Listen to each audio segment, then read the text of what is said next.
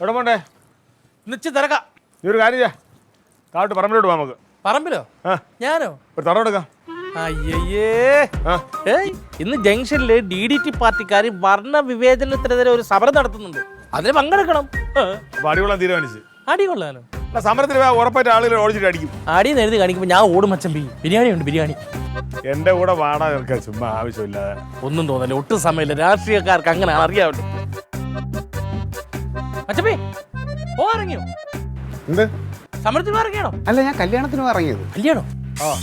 സമരത്തിനാണ്. ഒരു 10 മിനിറ്റ് റെഡിയായി തക്കന വരും. അയ്യോ, സാറ് വന്നില്ലെങ്കിൽ അവിടെ സമരം നടക്കൂലല്ലോ. എടാ, സമരത്തിന് വരേണ്ട അണികൾ നേരത്തെ തന്നെ ഒരു സമയത്ത് അവിടെ എത്തിയിട്ടുണ്ട്. അതാണ് ഉത്തരവാദിത്തമുള്ള അണികൾ. നിനക്ക് വേണ്ടി നീ എന്താണ് നിന്റെ ഉദ്ദേശം?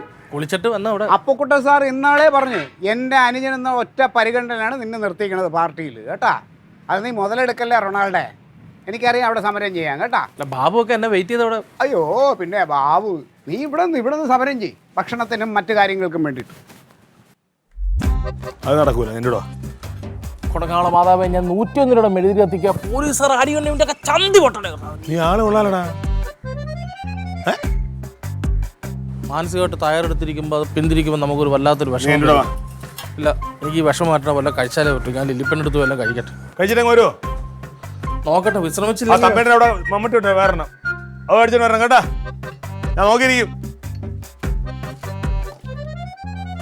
എന്തെങ്കിലും കഴിക്കാൻ തരുമോ?